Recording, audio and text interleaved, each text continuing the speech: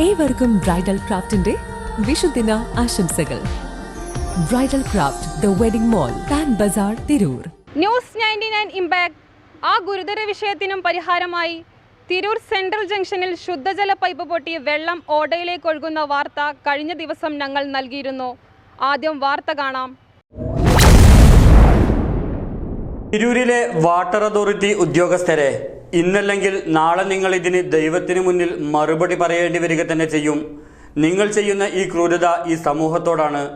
ഓരോ ജീവജാലങ്ങളും ഒരു തുള്ളി വെള്ളത്തിനായി നെട്ടോട്ടമോടുമ്പോഴാണ് തിരൂർ നഗരത്തിലെ 10,000-കണക്കിന് ലിറ്റർ വെള്ളം പാഴാക്കി കളയുന്നത്.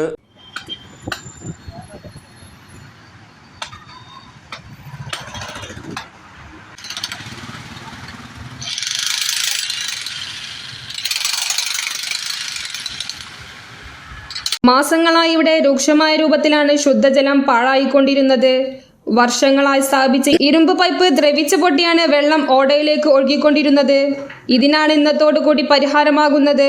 ന്യൂസ് 99 വാർത്ത നൽകിയതിനാലാണ് ഇത്തരത്തിൽ വാട്ടർ അതോറിറ്റിയുടെ ഭാഗത്തു നിന്ന് നടപടി ഉണ്ടായതെന്ന് പ്രദേശവാസികൾ സന്തോഷത്തോടെ പറയുന്നു.